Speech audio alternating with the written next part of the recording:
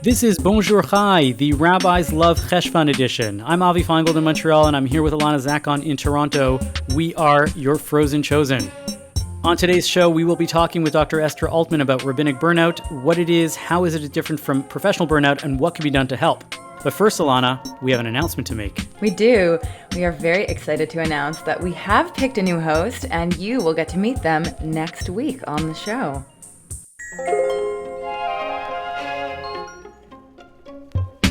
But first, Alana, what's been on your mind? Well, something that came up in the news yesterday that honestly really bothered me was the story about Sally Rooney's new book. Did you read about that? I haven't read the new book, but I read about a little bit about what's going on. Yeah. And I will not read the book now because honestly, this whole situation makes me extremely uncomfortable. So essentially, Sally Rooney wrote her first book, is Normal Second, People. that was her second novel, actually. She had a novel before that. Oh, yes. Actually, I have heard of that. So anyway, Normal People was the one that brought her the most acclaim. It was turned into a very beautiful show. And I watched the show first and then read the book and noticed many anti-Zionist little touches in the book where they kind of made it seem like the mom was an activist and she fought against Zionism, so therefore she was like a good person, was kind of the subtext. And I was like, I don't know if I want to keep reading this book. Like, it was just making me feel uncomfortable. And so then this new book that just came out called Beautiful World, Where Are You? It was translated into 46 languages, but not into Hebrew. And she released a statement about it where she talks about, she recognizes that there are many other places in the world that are guilty of human rights abuses, but she's responding directly to a call from the Palestinian community, and she talks about BDS, and in some articles that I read about it, she was talking about, or maybe the other people were talking about how in her mind, it's like, this is an anti-racist group. I don't fully agree with that. I think BDS is extremely anti-Semitic, and I think there's a lot of problems with it.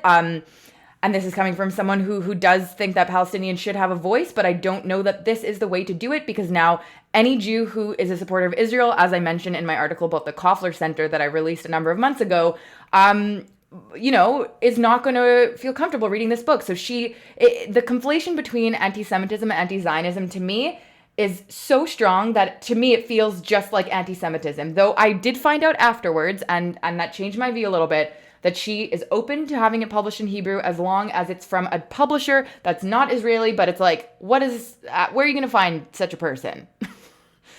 Avi, what are your thoughts on this? I saw that statement about that she's not against, Hebrew or Israel. Or she is against Israel. No. In that way, in that she just wants to find a publisher that is, fits in with her model of what BDS or whatever it is should stand for, that fits into her understanding of what would be an acceptable publisher. And I don't think that she would have a hard time finding a publisher that would, fit into that model. So that's first of all. And, there might be, there's a market right there. All of a sudden you can put yourself out there and say, great, I'm going to sell this huge novel and I'm going to be the only one that's going to have the right to sell this. So maybe she will find somebody. So I'm not so sure that she'll never find somebody to find a published, for that. So I haven't read any Sally Rooney books yet. I haven't even watched the TV series. I've been told that she's good. I'm not. The TV show is really good. So I'm coming at this from a point outside of that piece right now. If she has a certain set of politics and she doesn't want her book to be aligned with a certain set of politics, then that's her prerogative. No, it is, but I'm not going to read it now. And that's fine. And she knows that she might lose some people as a result of that, you included. Yeah. But, the same way that Roger Waters is going to lose some people based on, whatever he says that we should be pro-BDS and he's not going to play in Israel. So he's losing some, Israeli or, non-Israeli but Zionist supporters in the diaspora or in the rest of the world. And that's his choice, and that's fine. And I think that actors and artists and musicians and, everybody makes these choices about their personal politics. And I don't think it's abhorrent for somebody to go and say, my art actually is attached to this. I think it's more abhorrent when people go and say, yeah, R. Kelly's a convicted felon, but I'm still going to listen to his music because it's cool. Right. Right.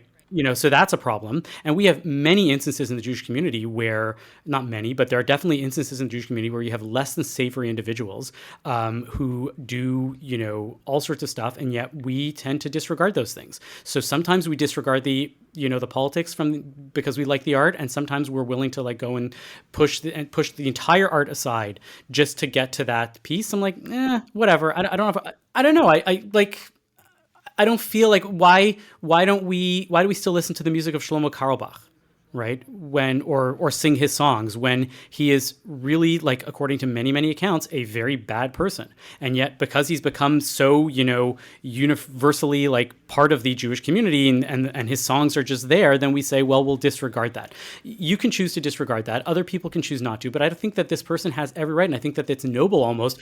No, they have every right. What's the problem? I agree with you. They have every right. I think it's just more the phenomena that bothers me more than the specific act, because to me, this is very different than Ben & Jerry's. Ben & Jerry's is an ice cream company. It should not be politicized. This is a form of art which has more right to have an opinion and to have a stance. So I'm all for that. But I think for me, as an artist and as a person and as a Jew and as a progressive Zionist or whatever you want to call me, I worry about just the message that these types of stances take on for our community. Because yesterday I went for a walk on Queen Street and I walked into this really cool indie bookshop and I was really excited and it looked like the type of place that I would love. And then right when I walked in, there was a giant display for this new book and I literally started feeling so nauseous, because to me it's maybe I'm very sensitive to this these days, but it just felt like it was oh, right, because that's the woke thing to be, is to be an anti-Zionist. And maybe they just like Sally Rooney. But the way that I felt when I walked in was kind of unsafe. And this is just my own personal feeling. And I could tell on your face that you really disagree with me. How many people are aware of this thing happening right now? It's all over the news. But maybe people aren't paying attention. Yeah, I don't know. I was barely on my radar because I'm not, I don't know. I mean, How would you feel, flip it around? This is just my feelings. How would you feel if... what was that movie, that TV series on Netflix with Leo Raz, Hidden Run? Had nothing to do with Israel. It was, Leo Raz is he's the main actor from Fauda. Right? Okay, he starred in a Netflix film that starred in Israeli, but it's basically taking place in North America. How would you feel if a large Palestinian group came out and said, we will no longer be watching Netflix because they support Leo Raz and therefore they support the occupation? How would that make you feel? Well, okay, there's two sides to this for me. Number one, I think if it's coming from a Palestinian, I have a lot more empathy because they're the people that are actually being affected, not some random Irish author who has an opinion about what's going on in the Middle East. That's the first thing. The second thing is I don't know, it's not that different to me in some ways, because it still is the phenomena of just assuming that all Israelis have the exact same political stance, number one. And I think that's the thing that really bothered me. It was oh, you won't get it published in Hebrew by an organization unless they're very, very pro-BDS. There might be some people who are very empathetic to the Palestinian cause in the way that I am, but also support Jews' existence in the land of Israel, and there's no room for the nuance, and that's the part that really bothers me. Yeah, but this has nothing to do with Sally Rooney. This is much more on the individual who says, I'm no longer going to be into this artist because of that. That's fine. And I think that's an individual choice, and who am I to say that they have to change their mind? This is just my own personal reaction. I'm not saying that everyone needs to feel the same way that I do. I don't see the again, I really don't see the need to get all worked up over various artists. You can choose to not be into them. I think what happens is when people get worked up about this, and I'm not saying this is the case with you, but you often see this with other cases where somebody goes and says, oh my God, I love Roger Waters. I feel bad because I can't listen to him anymore because he's such a bad person because he's so anti-Israel. Right. And I'm you're clearly right. You don't really believe this, but you believe this. But I'm you're conflicted. That's where I have a weirdness. Make it so that it's so you're so turned off by this, then turn away from this music and not be into it anymore. Right? Most right-thinking people are so turned off, for example, by R. Kelly because they listen to his music now and they read into it right-thinking people. I would say left-thinking people. Not wrong. right as in Oh, I thought you meant right wing. no, I was like, really? Most correct thinking Okay. individuals don't listen to R. Kelly anymore because they listen to these lyrics and they say, that's disgusting. He is clearly singing about something which is super inappropriate and wrong and illegal and harmful and bad. I'm not interested in that music anymore. Right? And the people that are getting worked up are saying to themselves, well, now you took away something that I really like, and they feel bad. And it hurts them that something that they like is, the person who made it is now associated with a politics that they don't like. And to them, they're basically saying, well, anything that I like has to have the politics that I like. And then that's weird. Well, not necessarily. I'm not saying cancel Sally Rooney. Like, I think that it's important not to be in an echo chamber, and it's important to have different perspectives. It simply reiterates this discomfort that I've just been feeling a lot this year around, like extreme leftism and being anti-Israel. That's all. I mean, if anything, one can say that her campaign actually worked really, really well because she has brought attention by this very act to not do anything, right? It's not like she said this thing and then nothing happened. Nobody cared, right? Like, okay, great. Israelis don't like Sally Rooney anyways. We don't like Irish teen dramas or adult, it's an epistolary novel. It's a bunch of emails. That's what I was reading about this novel. I don't even know. Honestly, after I saw the press, I didn't even care. I didn't even open the book. So, okay. Sally Rooney, we won't check you out, or we will. Maybe I will. I mean, she seems like an interesting author, and she's been on my radar for a long time. I have to say that I found the show better than the book for normal people. Interesting. Which I have other friends that had read the book first, and they thought that the show was equally good. So, like, I don't know. It's written in a weird way. The punctuation is weird. It's kind of a stylized thing. It didn't really speak to me as much. Okay. Anyway, well, enjoy if you do, and enjoy if you don't.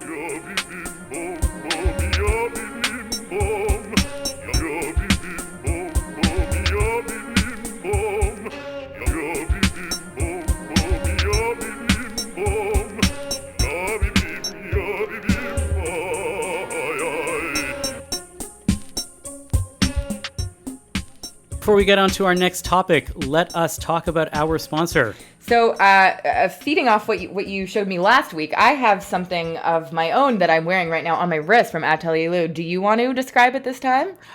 So this looks like, because I do know a lot of what he has, this is a Uniform Wears watch. You are correct. Wow. And Uniform Wears, they're a European, wonderful watch company, relatively well-priced, meaning, they're not in the thousands and thousands of dollars, but they have some really cool design features in that. Like the face is beautifully designed, very flat, very neutral. It's very neutral, and there's no product labeling on it at all. Like, you can't see that it's Uniform Wears. It just looks like a standard watch, which is something that I really like. Like, I don't need to have like a giant label advertising a watch brand on my wrist. They also have this really beautiful metal strap, which has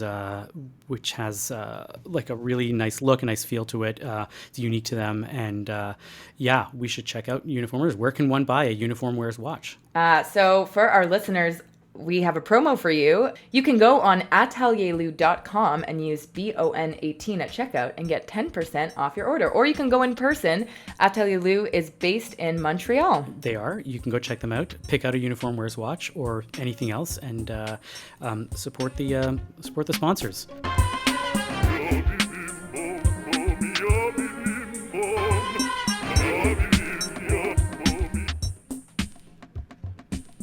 It is the month of Cheshvan, and that means that there are no Jewish holidays coming up. This is good news for rabbis who are often left feeling a bit spent after the whole high holiday Sukkot season. The past few years, especially since the beginning of the pandemic, we have been hearing about burnout amongst our clergy, and we are joined by Dr. Esther Altmann to talk about this. Dr. Altmann is a psychologist in private practice, as well as the director of pastoral education at Yeshiva Maharat in New York City, where she joins us from. Welcome, Esther, to the program. Thanks so much for having me. It's a pleasure to be here. Excellent. You're also a Canadian, of course. Oh. I'm not only a Canadian, but I'm a Montrealer. So I'm particularly pleased to be doing this podcast. Yes. Excellent. Love it. Thanks. So what can you tell us about how the climate is different now in terms of the discussions around rabbinic burnout versus previously when it was much quieter and things were happening, but rabbis felt like, there was no forum to discuss these types of things? Well, one of the things I think we need to appreciate is what the past 2 years have been like. And we may feel a little bit tired talking about the pandemic. And it's kind of old news, but we are still in it. And if we take a step back and think about the last 20 months, let's just appreciate for a moment everything that rabbis have had to do. And I think we need to be talking about rabbinic burnout within that context. Rabbis' jobs are always difficult, but in the last 20 months, it's been absolutely exponential in terms of what they've encountered and what they've had to do and how they've had to step up. So let's take a moment to think about it. Everything shut down. And just as everything was shutting down, there was an unusual number of losses and deaths and trauma in the community.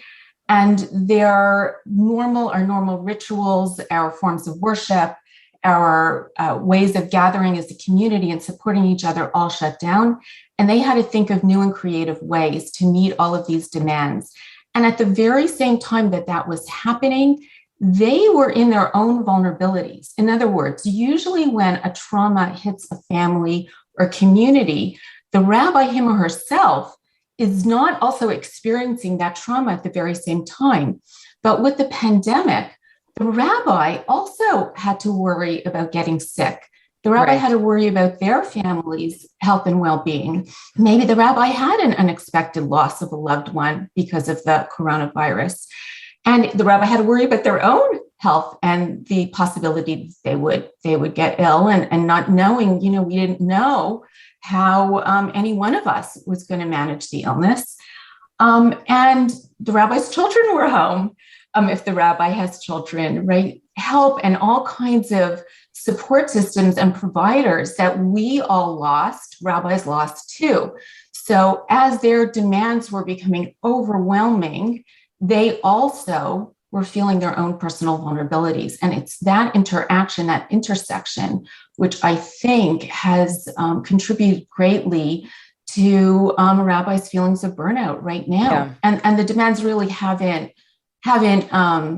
lessened because every single time, we think we're kind of out of it or sort of out of it, or they make a plan. I think the Chagim that we've just passed would be a perfect example. Many communities, many congregations had plan A, and the next thing they knew that all the work that went into plan A was no longer going to be viable. They had to go to plan B and sometimes to plan C. So it kept changing, it kept evolving. And I think that is all part of this conversation. So are you saying that it's the uncertainty and that unknown that rabbis are now facing that is the highest contributor of the added stress? Do you think there's an element of I want to talk a bit about technology in relation to burnout, because there's lots of talk in our age about, people being on their phone too much or Zoom fatigue.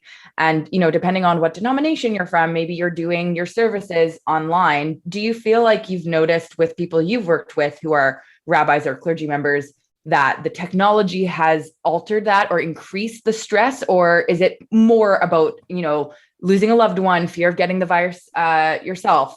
Look, I think the technology is a blessing and a curse. I think we've all experienced that, and rabbis as well. So in some ways, the technology has helped rabbis teach classes on Zoom, stay connected, see people when we really weren't able to see people. Now, of course, it's a little bit better. So in that way, I think the technology has really helped rabbis feel like they can do their job. The other side of that coin, right, is that sometimes the technology feels a little invasive, right? So you're teaching a class and you're not, in your shul or synagogue, and your, 2-year-old has a meltdown. And even though your door's closed, your congregation can hear it. Now, again, that may be very stressful because you want to maintain a certain level of composure and boundaries between your private life and your communal life on the one hand. On the other hand, rabbis, are human, and, people get to see that they're regular folks, and that's not such a bad thing either sometimes. So that's one part of the technology. I think the other part of the technology is that a lot of the technology is new, right? And so some rabbis, are very adept at technology and loved it and didn't mind being on Zoom or finding new ways to teach and perform. But for other rabbis, they like that in-person, one-on-one, or being in body. And so the Zoom works better for some and not as well for others. And that, that's a very individual difference. And I think that's also something that we just need to be mindful about. Right. Avi, I'm curious what it was like for you. I know you don't, you're not a pulpit rabbi, but were there any experiences that you had throughout this past year with the pandemic that you found added stress with the virus and all of the things we just talked about? Look, I'm in a unique position, right? Because I'm a clergy member. I have been in the pulpit, so I sort of know what it feels like. I've been the head of the board of rabbis. I've been around, or the executive director in Montreal. But my wife is a clergy member. My wife is the current president of the board of rabbis in Montreal. And when the pandemic, started, it was all of a sudden full on, overdrive for her, even though she was stuck at home.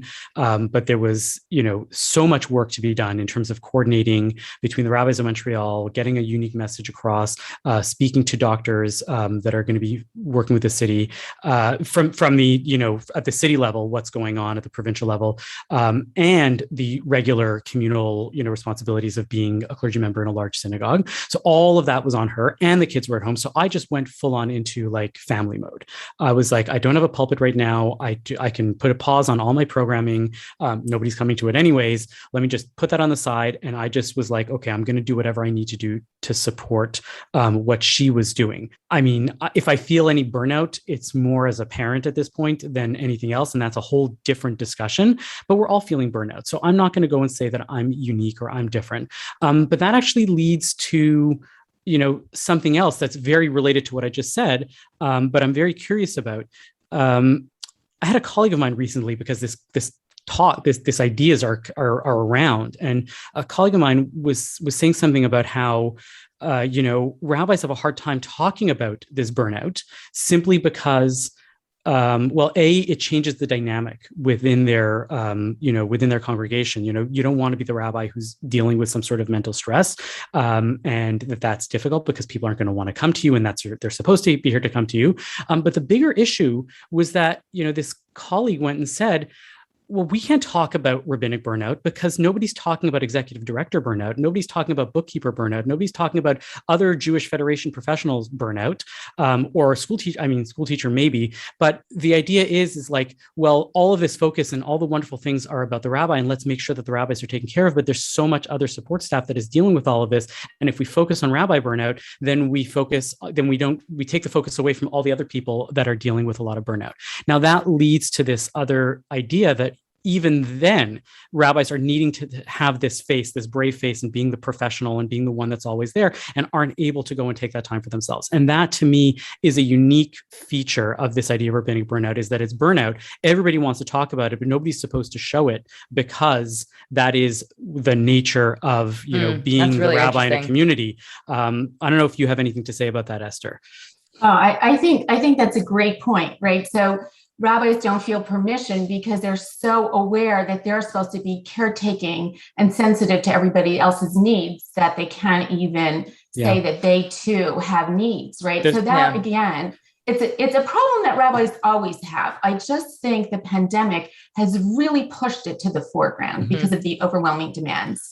When is it okay for the rabbi to say to themselves, firstly, before they even say it to the president of their shul or, to anyone else, I also need some caretaking. I also need some time. I need to be paying attention to my own psychological and physical needs, And I just want to go back to one small point that you made kind of in passing, but I think it's relevant and highlights what's been going on, which is in the pandemic, rabbis certainly consulted with doctors, but it's like they had to absorb epidemiological information that they needed to use to make decisions about what they could do in their congregations, right? That's just like one little itty bitty new responsibility that they had, right? Taking in all kinds of scientific information from their medical consultants. That's typically not a rabbi's job, right? So you mentioned that in passing, but I'm emphasizing it because I think there were so many permutations of new and different responsibilities, understanding the impact of the pandemic medically, the technology, thinking about people who were their support staff that they don't always have to be thinking about, as you just named. So all of that coheres and coalesces and contributes, I think, to the really deep burnout that many clergy are experiencing right now. And they need to be able to say, yes, I'm entitled to take care of myself, because it is the oxygen mask, right? If they don't pause, if we don't let them pause, they need to pause, and we need to let them pause. We need to find ways to tell them that we see them as human beings and that it's acceptable for them to pause, and say that they have needs. They're not going to be able to continue to take care of us. Like you just said, you're burned out from parenting, right? Because our kids don't say, oops, mom, dad, I know you need a break. I'm not going to make a demand on you right now, right? So in some ways, congregations are kind of similar. It's not so different. Right. So how do we get to that place? Like, where does it start? Does that mental health education start in rabbinic school? Like, should rabbinic schools be implementing more mental health awareness into the training? Is that something the congregation needs to, approach and confront? Where do you think the change starts, and how do we work towards less of this burnout? So the first answer to your question is yes, absolutely. Rabbinical schools need to, have robust pastoral education programs, and all along the way, teach the rabbinical students how they need to set boundaries appropriately with their communities, how they need to be mindful of their own vulnerabilities. Everyone comes with a unique family history, our own unique vulnerabilities, our tragedies, our losses. All of that interacts and intersects with how we take care of others. And so we all need to know our own trigger points. And one of the things there are really two things that I think are enormously helpful for rabbis to put into place, whether it's in a pandemic or just in regular times, which is one, to have a support network of their own that's independent of their community, to have a group of trusted colleagues and peers that they can always turn to for support, for talking through problems, for talking through challenges, for getting new ideas. Even to just fetch, congregants fetch all the time to their rabbis.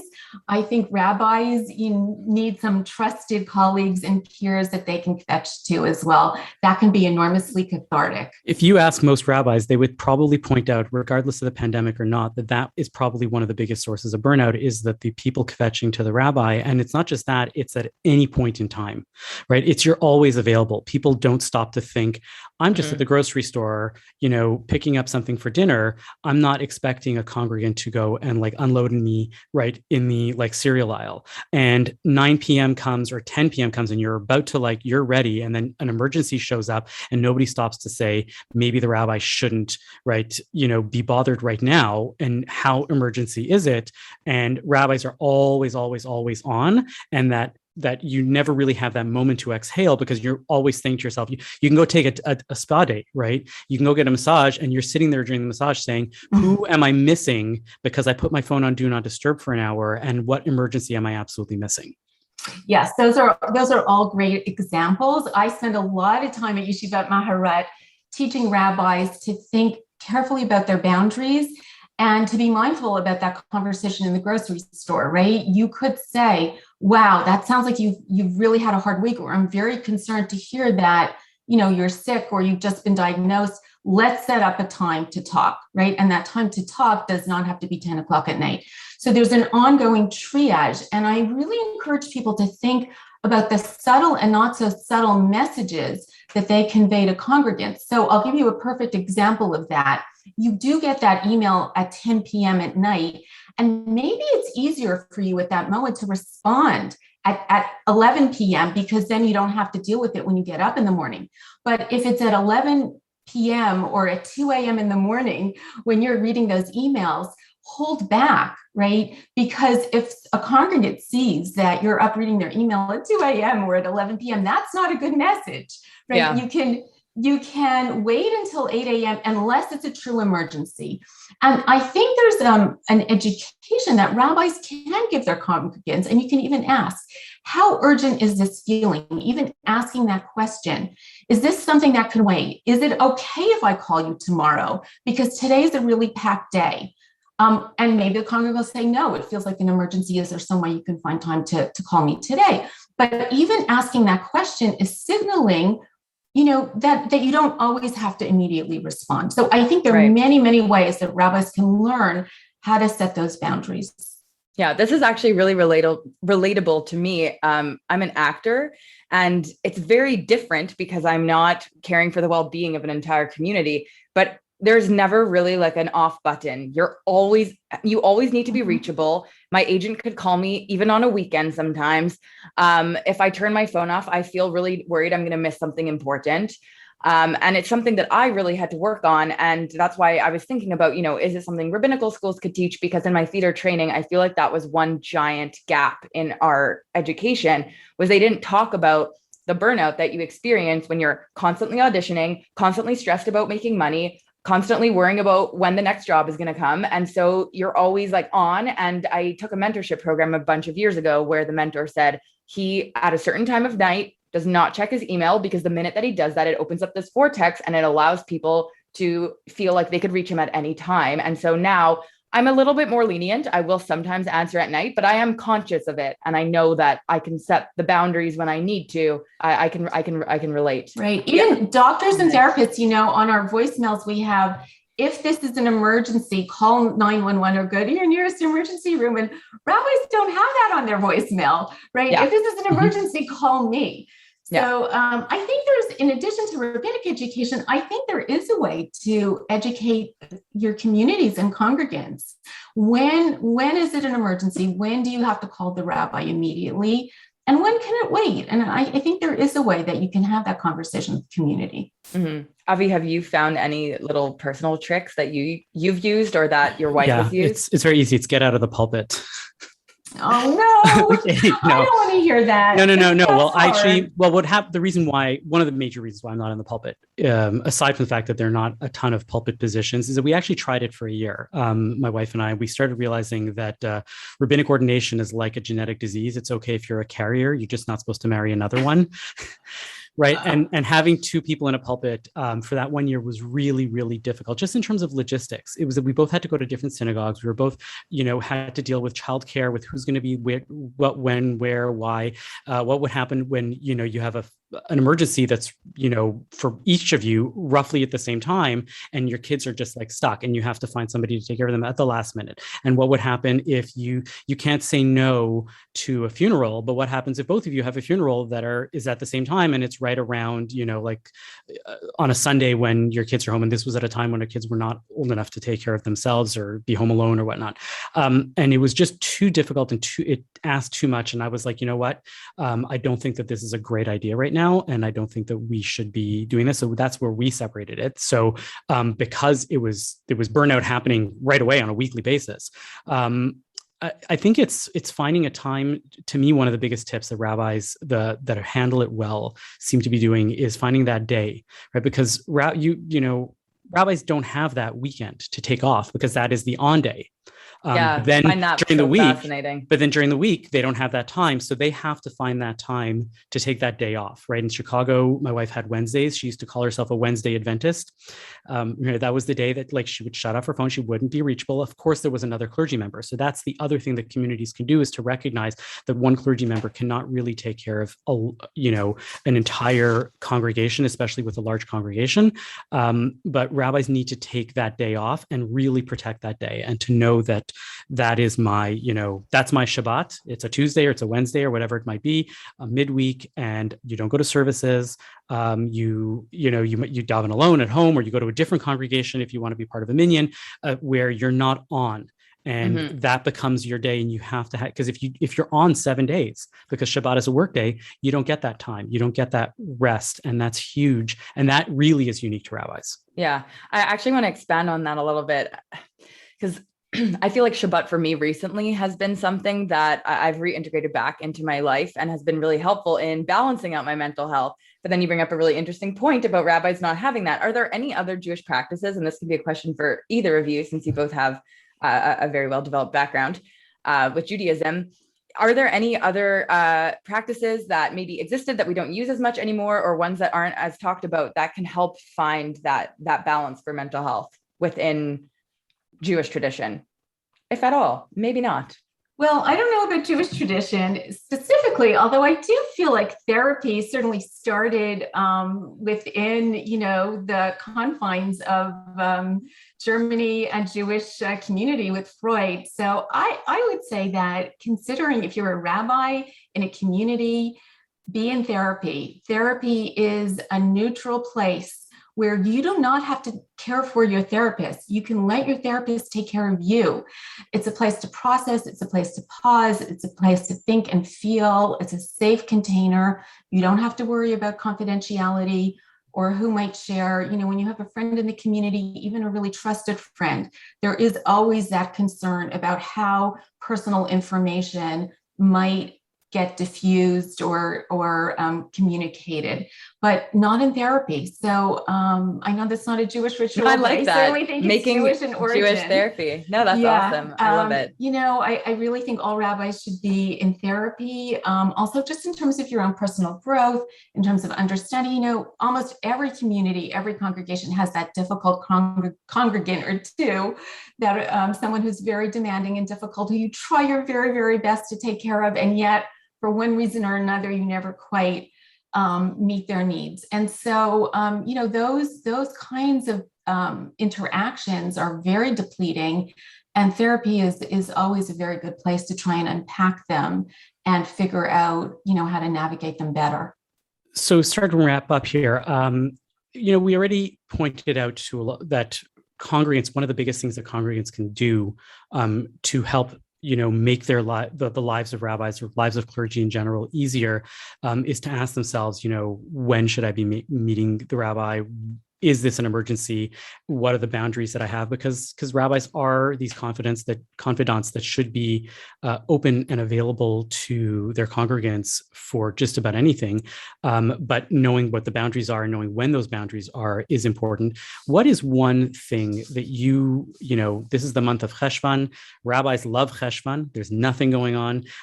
If a congregant wants to do something proactive and positive for their clergy member, what's something that they can do other than just, buy them a spa gift certificate? Well, I do think showing appreciation and letting the rabbi know how much their support and care has meant is always helpful, because rabbis go into the field because they want to be connected to people, they want to care for people, and they want the work to be meaningful. So letting your rabbi know, writing a personal note, a phone call, I think that counts. I think the other thing that if you ask surveys, I think if we should survey our rabbis, maybe somebody could do a study, but I would imagine they would say increasing their compensation when they can, right? That is a concrete way you can show that you really appreciate all the hard, overwhelming work, relentless work that your rabbi has done. So I understand that not all communities can do that, but if there is a way to do that, I think that that's a particularly important way. And then the last thing is to just show an attitude of compassion towards your rabbi. In other words, if your rabbi misses a meeting or didn't call you when they said they would, or didn't acknowledge something that, you felt, how come my rabbi's not here or calling me, or where's the rabbi? They're human, and just being able to show some grace towards your rabbi, some compassion towards your rabbi, letting your rabbi make a mistake and that being okay, I think that also can very much help rabbis feel cared for and supported and seen as human beings. Thank you so much for that. Dr. Esther Altmann, a clinician in private practice in New York and the director of pastoral counseling at Yeshiva Maharat. Thank you so much for coming on the show, and hope to see you again soon. Thank you for having me and for addressing this really important topic.